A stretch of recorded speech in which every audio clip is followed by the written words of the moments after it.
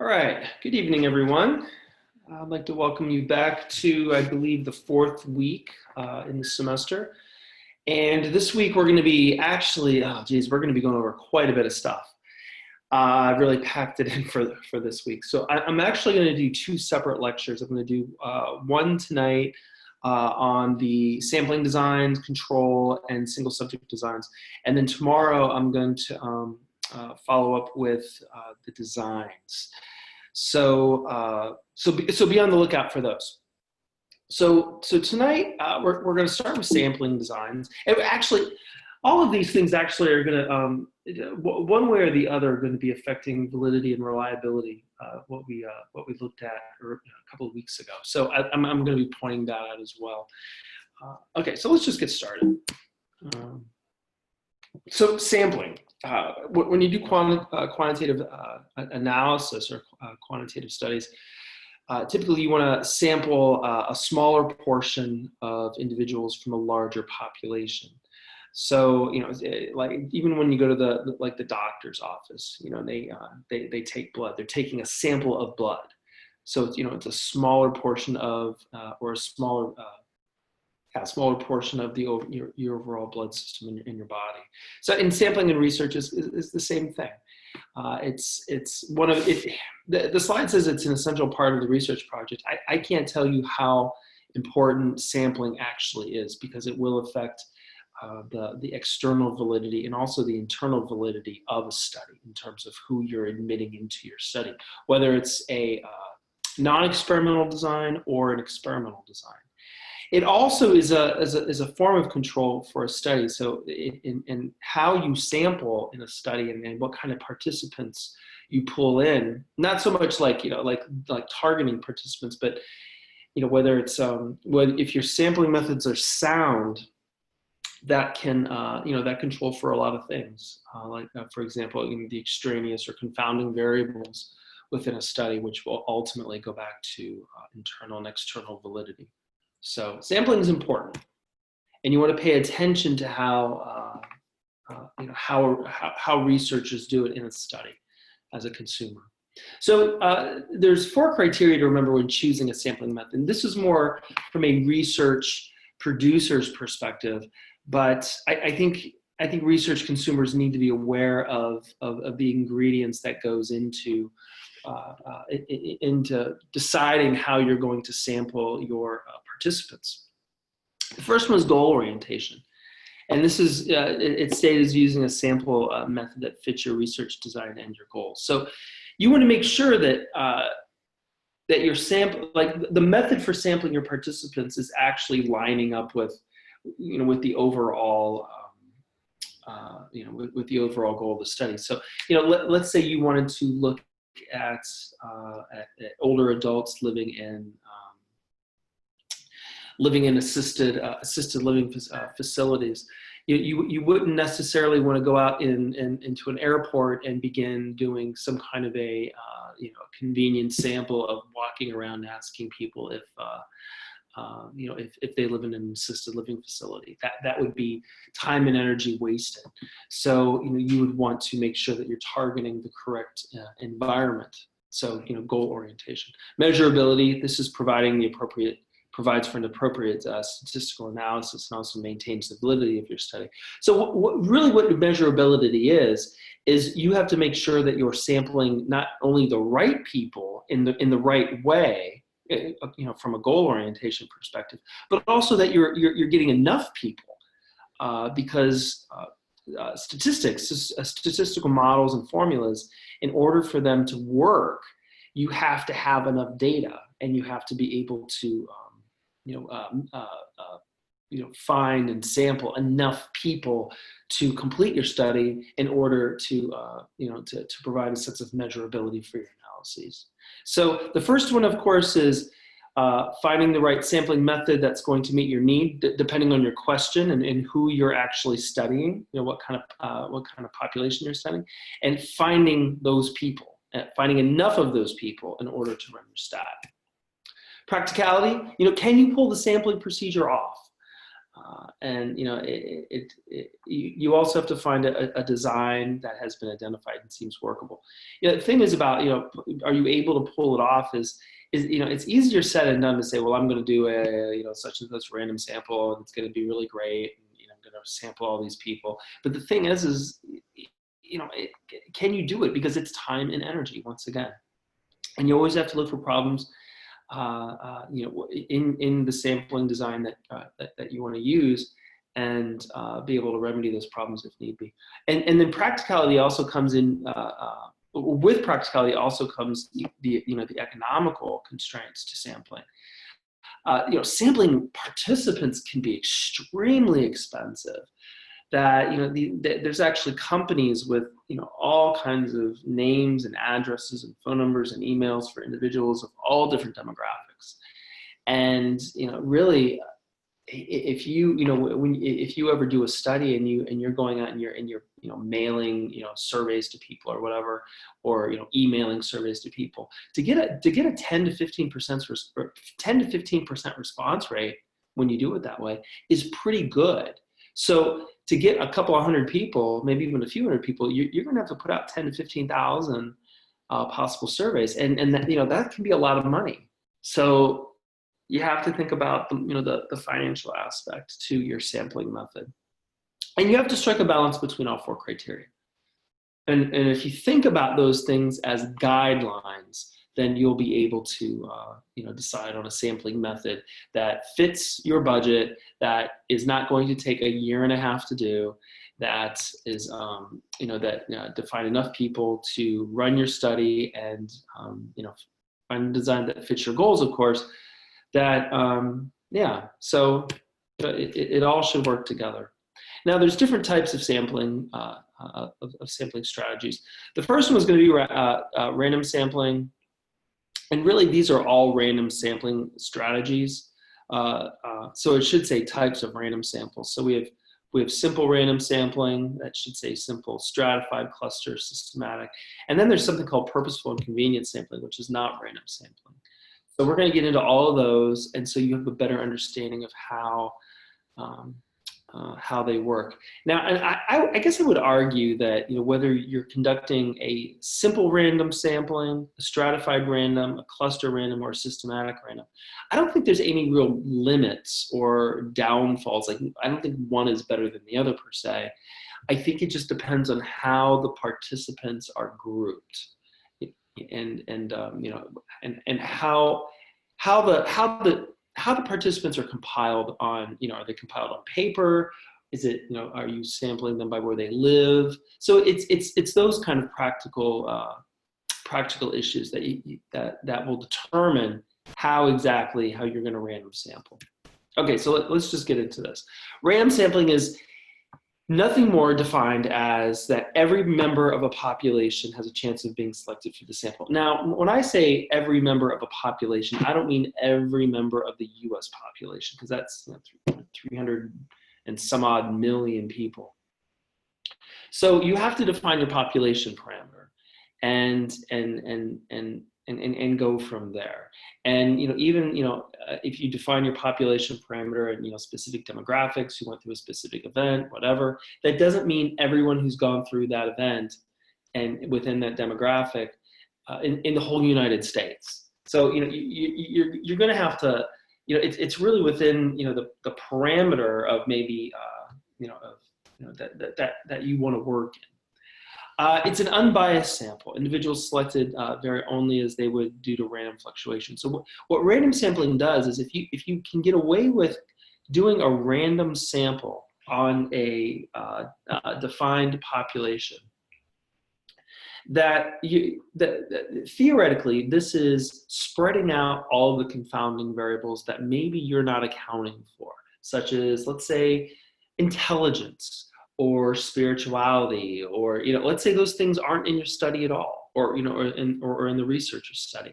If you randomly sample folks, theoretically, all those variables that you're not accounting for will even themselves out, and which will increase internal validity, because it's basically saying that remember what internal validity is. It's, are the changes that you're seeing due to your intervention, or is the results that you're seeing in a non-experimental study, really what you're seeing, or is it due to something else? And if you can at least theoretically say, all of my, extraneous variables are kind of, or at least theoretically spread out because I randomly sampled, then that helps to eliminate that. Random sampling is also called random selection. So I use those interchangeably. So there's a lot of different definitions in research for the same thing. And if you ever do want to get into the research culture and get a doctorate and start doing this, it'll come. Just terminology is terminology. Yeah, and like I said, you have to define your population. Okay, let's move on. Just a reminder, we're going to talk about random assignment later when we talk about specific experimental research designs. But just remember that random selection or random sampling is selecting individuals randomly from a population, whereas assignment is once you've randomly sampled your once you've randomly sampled your selection or your participants, and you're going to assign them to, let's say, one of 3 groups or 5 groups or however many groups you're using for your experimental design, you would randomly assign them to one of those different groups. And what that does is, if you can get away with or somehow use a random selection, randomly selecting from a larger population, taking those folks and then randomly assigning them to one of, X number of groups, then you are absolutely controlling for as much of the variance or the unknown, or we could even call it extraneous variables or confounding variables, as you possibly can. So remember, research is not perfect, and it never will be. So these are the tools that we can use to make it less fallible. So you as a research consumer, when you're reading through the participant section or the method set or the procedure section, sometimes it's in different places, different times. But if you're reading through an experimental study and you're seeing that random selection has been reported to being used and random assignment to groups is being used, that is really good for your internal validity. So, because those confounding variables that the researcher's not accounting for are less likely to skew the results. Okay, this is the first. I can't think. This is the first model example of random selection and random assignment. So let's say, I don't know. Let's just say that you have a population of 1,500 people in a small community college, and you wanted to do some kind of intervention on teaching and learning and pedagogy. And let's say pedagogy A is direct instruction, pedagogy B is constructivist methodologies, and group C is transformative learning types of pedagogies. I know this is very very exciting stuff for you.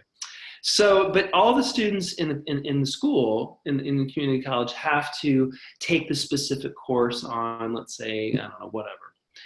And you as the teacher, you want to set up and you want to see if one pedagogy actually produces a change in, let's say, overall grade or whatever, some variable. So what you would do is you would in the fall season or in the fall semester, all 1,500 have to take the class. So you would well, actually no. I'm sorry, that out of the 1,500, let's say they all have to take the class anyway, but you want to set up this experiment to see if pedagogy change, makes a change. So you would randomly select out of the 1,500 that are taking the class, you would randomly select 300, which is it's a sample of the larger population of the students in the community college. And you would, once you've randomly selected 300 out of the 15, you would randomly assign those 300 to one of three groups. So each student would be randomly assigned to either group A, group B, or group C. And then you would run your experiment, and then you would look for differences in the variable that you are studying. So, and once again, random selection or random sampling and random assignment in a study is a very, very good thing. So, okay, so okay, I guess we're going to start with stratified random sampling. Stratified random sampling is divided into two or more subpopulations, and then they're randomly sampled from there on a percentage. So what this really is saying is that, let's say you go back to the community college, well, let me just go to the example. It's so much easier just to talk about it from an example. Let's say it's the same community college, or it's a liberal arts. I don't care what, whatever you want to think about. College student satisfaction. That's what you want to study. How satisfied are these students at this small liberal arts college? And let's say the entire student body is 11,100 students.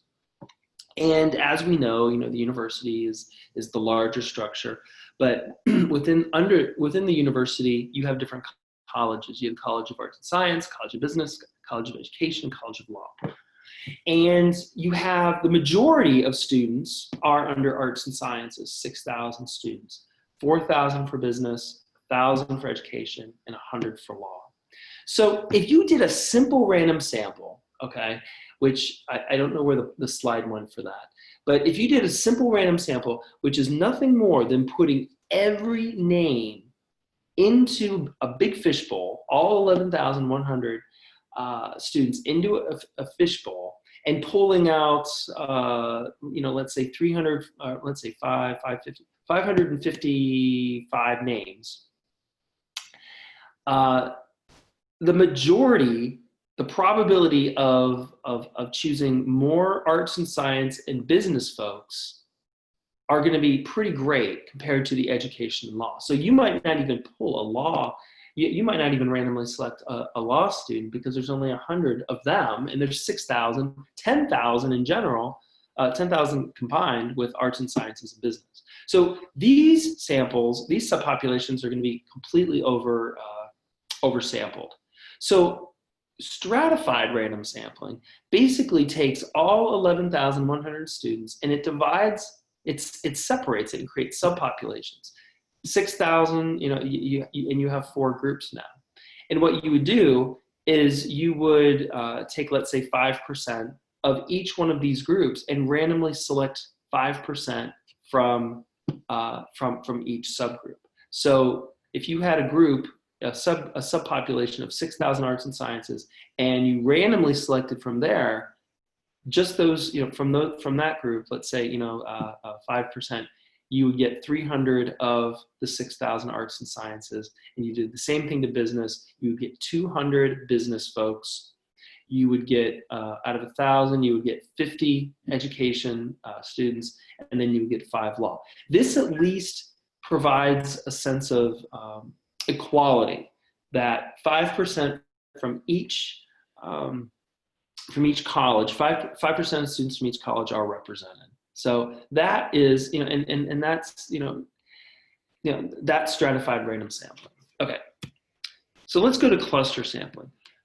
Let's say the participants are distributed in a different realm, not just from college.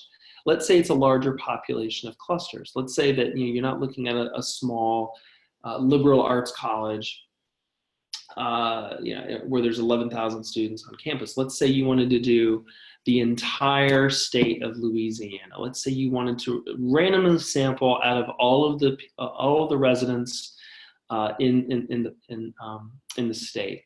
Well, instead of just randomly selecting, let's say, maybe 1 million names from the whole state, chances are you're going to you're going to select a lot of names from the New Orleans area, the Baton Rouge area, maybe more from Shreveport, and all of these counties, all of the people that live more in between in the rural areas, they might not be sampled because, you got a lot of people living down here, you got a lot of people living up here, you got a lot of people living over here. So what you would do is this would be a two-tier process. First off, out of the 64 parishes, you would maybe put all 64 parish names, put each parish name on a piece of paper and put it in a fishbowl, and then randomly select, let's say, 8 of those parishes. And then all of the parishes, all of the residents from the parishes that you selected would be invited to participate in the study. Now that's still somewhat of an extreme example, and if you have all those names, if you're working at the the state level, then it wouldn't be that impossible. But that is a way that you could, that it might be a little bit more fair and randomly, a better way of randomly selecting participants than just putting all 8 million people from the state of Louisiana into a bowl, because certain areas would be overrepresented. Okay, hope that was clear. Sampling. I think this is just another example of that. So let's go to systematic sampling.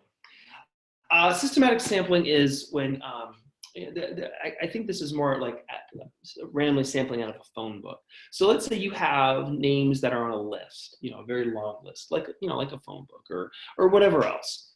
You might want to systematically sample by randomly selecting the first member of the sample from a list. So what you would do is, you might,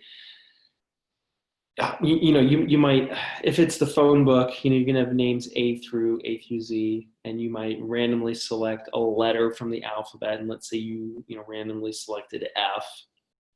So the first person on that, the first person with the last name of F, or the first name that starts with F, you would randomly select, and then you would, and then from that point, you would take every, let's say, 10 or 15 or 20 or 100, 150, 250 names. You would count like 250, and then and on that 250th one, you would randomly select them, and you would go through the phone book systematically like that.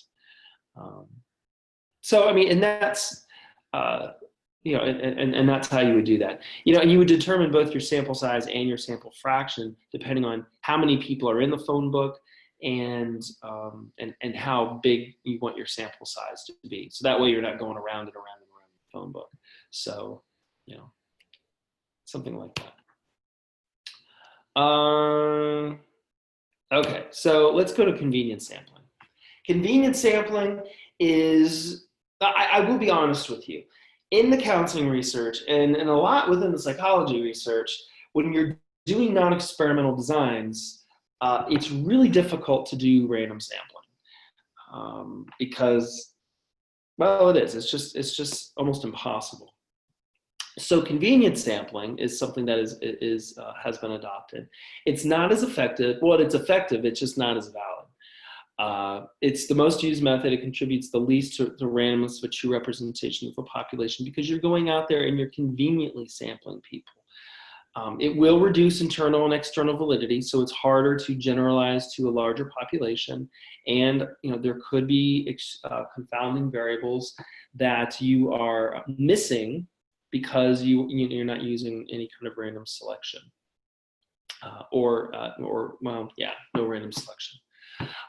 So participants, like I said, you're going to be finding participants based on convenience or ease.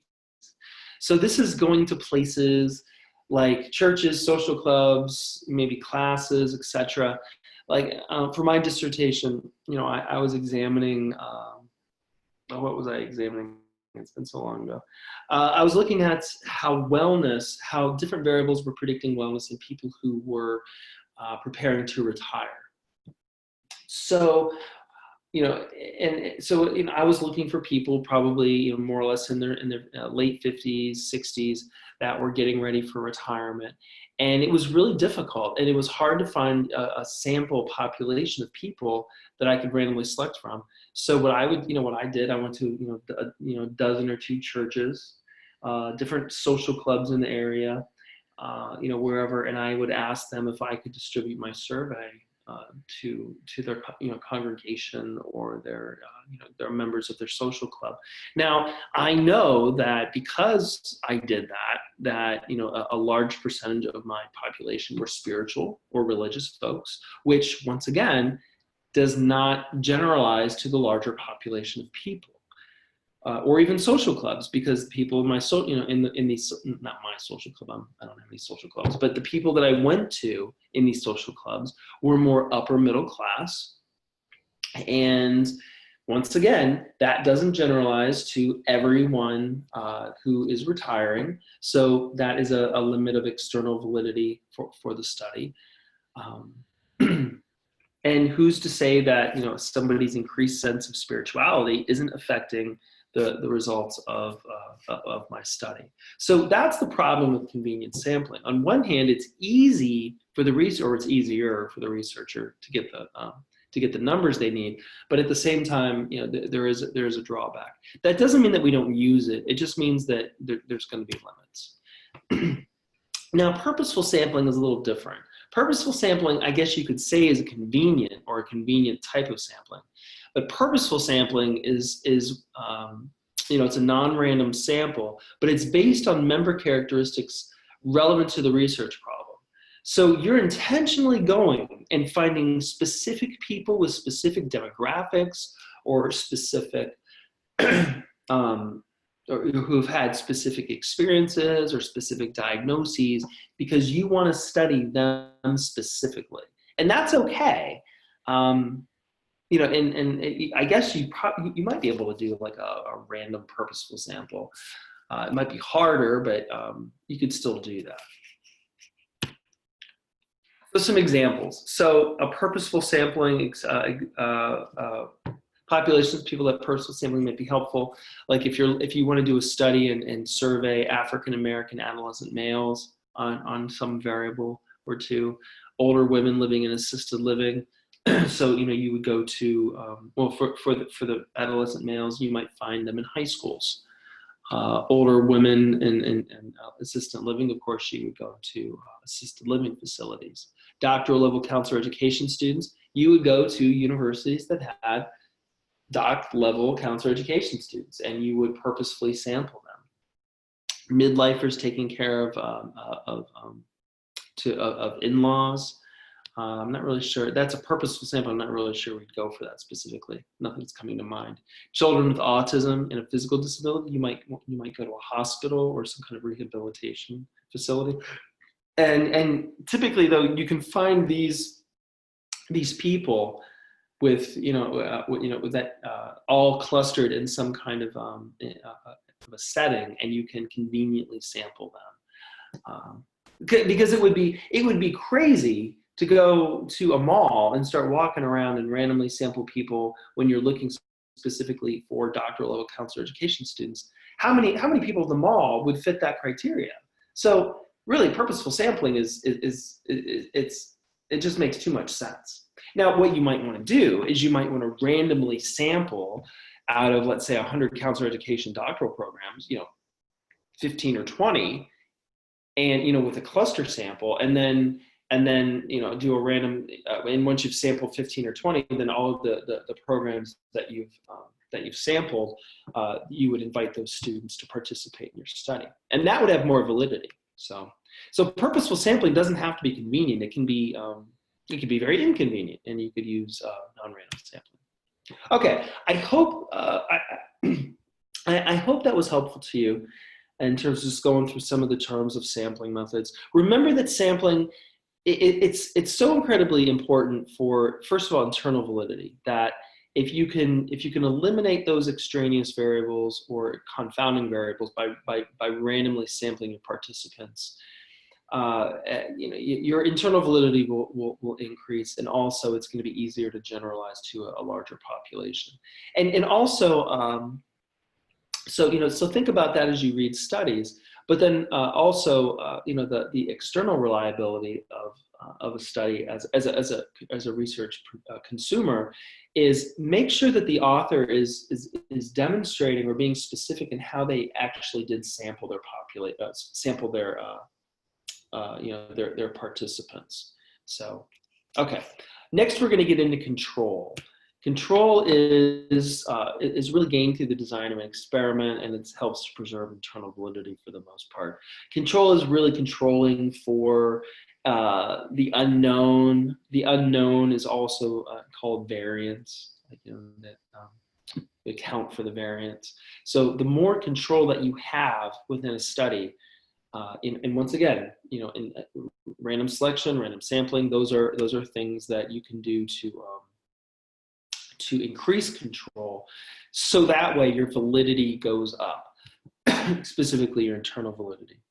So like we already talked about this, randomization is, helps control for unknown variation between participants through selection and assignment.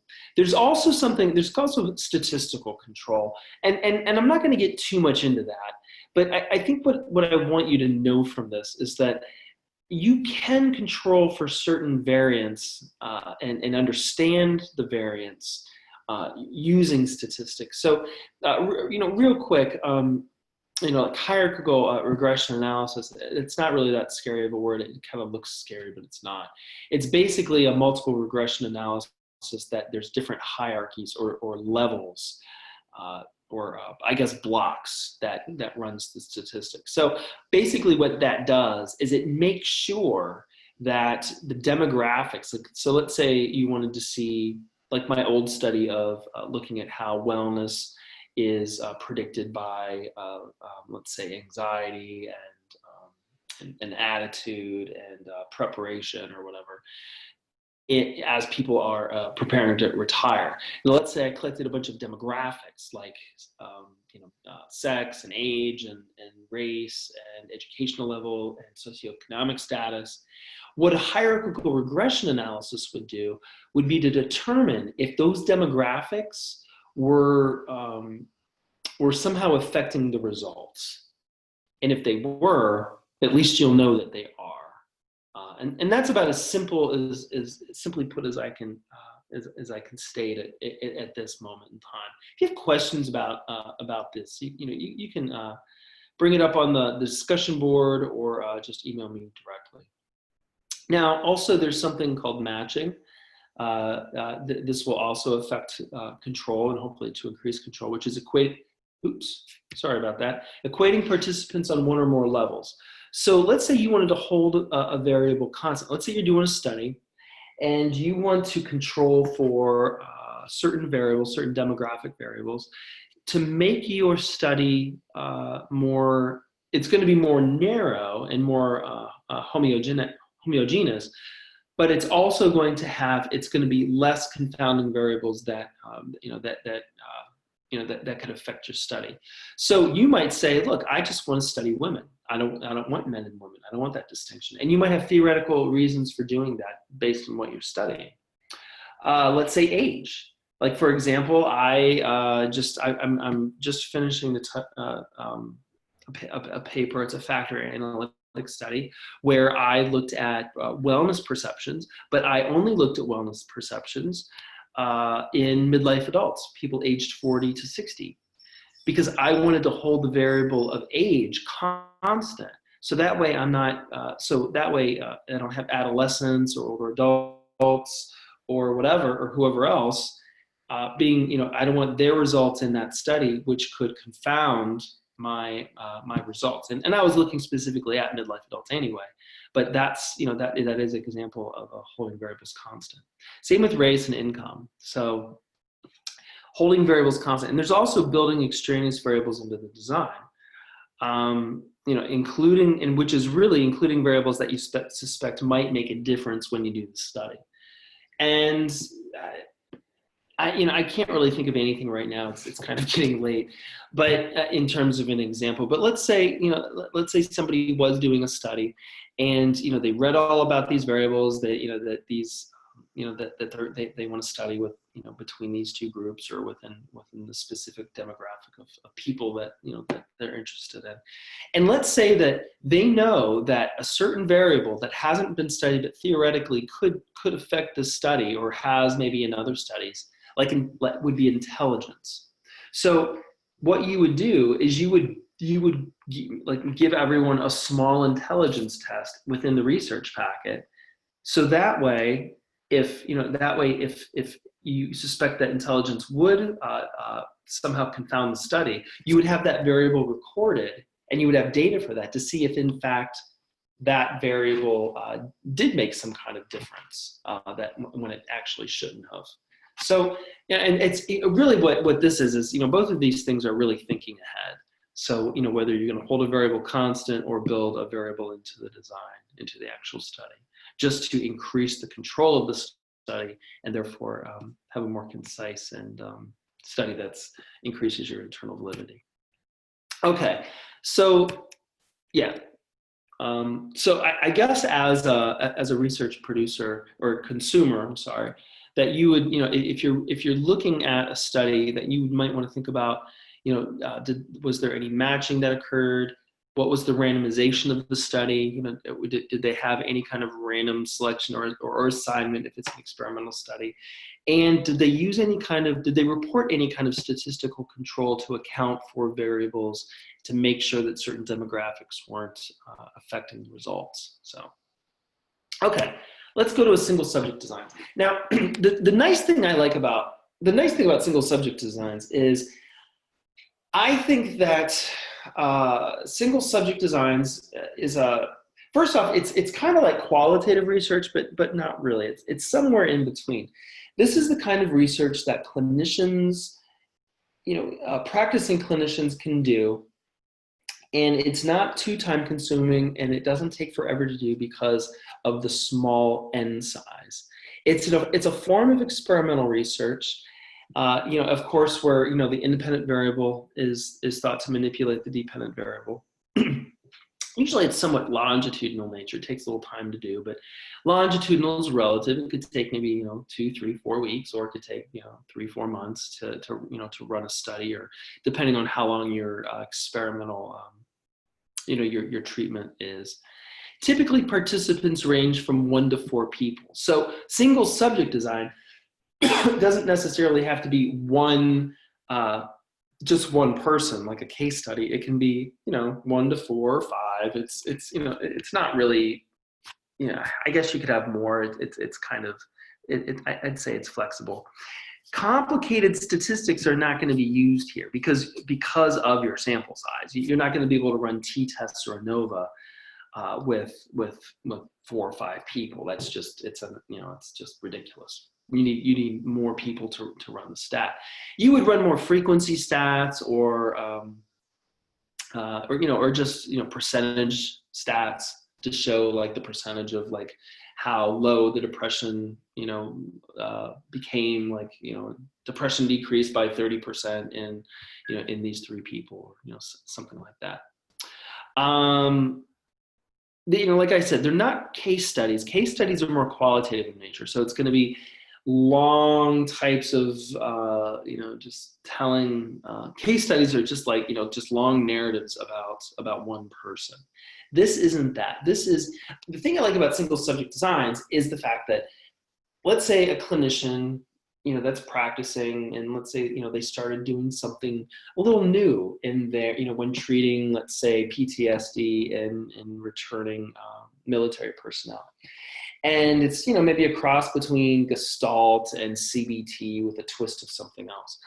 And, anecdotally, they're finding that, like, hey, this is really working, maybe I should study this. Now, instead of going through and doing a large design with 250 people and looking for, within and between group differences, you can do a single subject design where you would maybe take 2 or 3 or maybe 4 people who would meet the criteria to participate in the study, and you would systematically run, let's say, 16, 20-week intervention with each of them, and you would determine if like percentage-wise, what the change rates were, and if you found that PTSD symptomology really went down, that would give credence, or at least suggest to somebody, that a larger study is now warranted to do, which you might be able to get a grant for. There's different examples of single subject designs in counseling research. Um, you know, let's see, using a new method of counseling. Yeah, so we kind of already talked about this. Okay. Types of single subject designs. That's what I want to get at. Now, remember, these are types. These are examples. I wouldn't necessarily say that you would have to follow any of these specific designs. I want you to know these designs. But at the same time, if you are going to do a single subject design, I think you just need to find, maybe even create your own specific design based on what you're doing. And that's okay to do. But just for the sake of academic learning, I would like to present you three types of designs. The first one is the reversal design. This is the ABAB design. This is very commonly used. I don't know if I would really use this in the counseling literature or the counseling studies for the ethical reasons.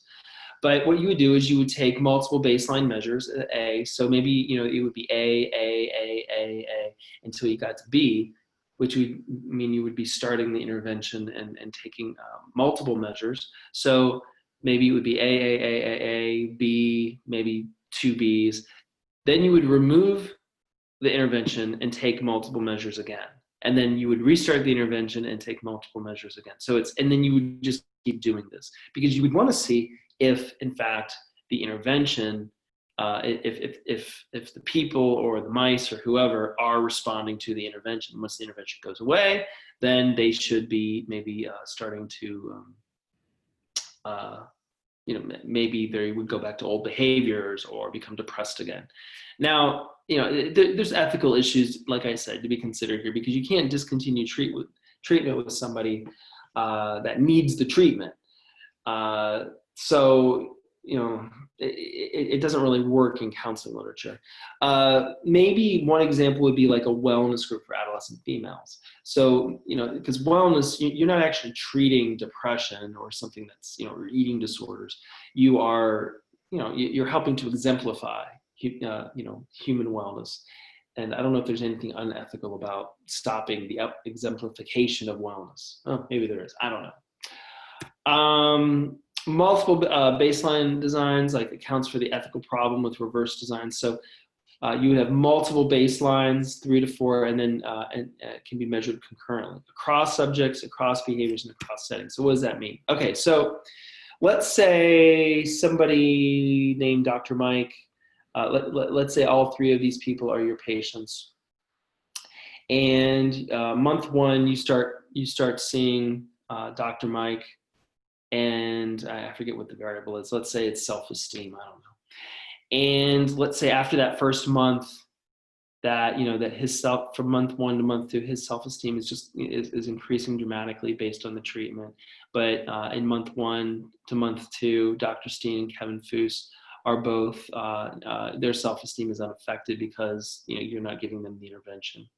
So from month 2 to month 3, you'd notice that that Mike is still getting the intervention and his self-esteem is increasing dramatically, whereas month 2 to 3 you start the intervention with Kevin and his self-esteem goes up, but no treatment for Dr. Steen.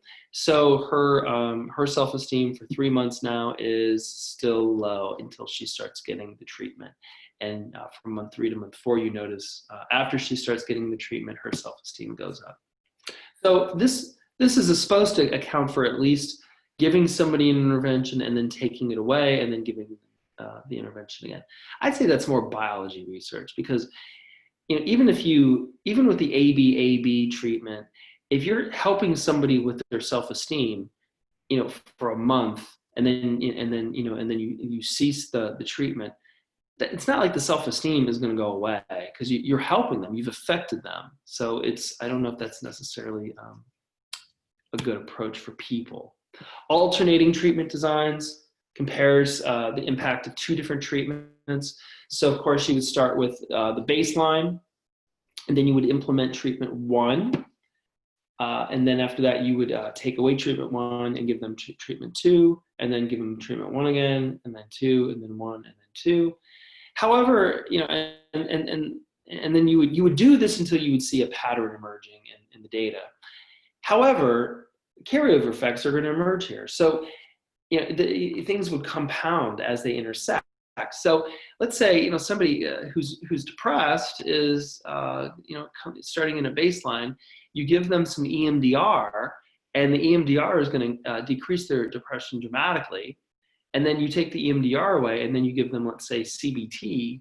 Well, they're going to be at a different level of, a better level. They're not going to be as depressed when they start the CBT. It's not like, that's going to go away once they start the CBT. Like, yeah, they're going to be in a better place. And then they go back to the EMDR. How do you know the EMDR affected them the second time around because of the CBT? How do you know the CBT affected them based on the EMDR? So it's kind of confounding. So the thing is I think for counseling research, you would want to create a design that makes sense for what you're doing, and they're out there. I would just look in the literature to see what the counseling researchers are doing. So this is I guess pie in the sky what it would look like on a chart.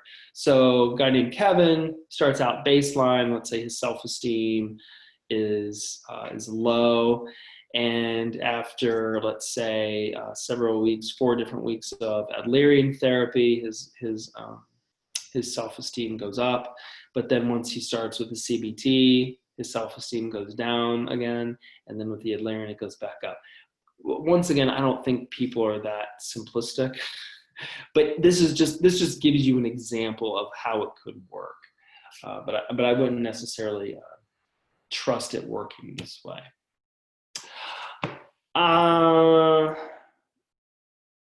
What is important here?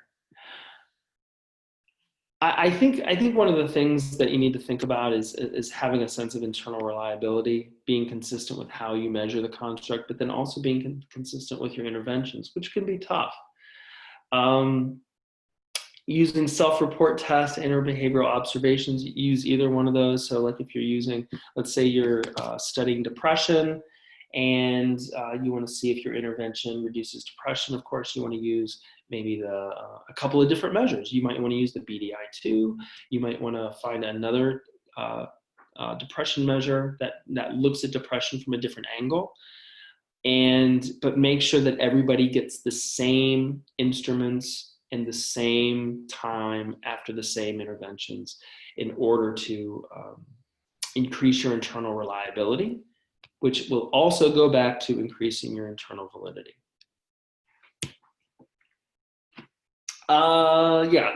With measurement analysis, no real stats are going to be used to analyze the data unless you have tons of data points. Usually the visual analysis is used, which is what I've shown you in here already with the handy little charts.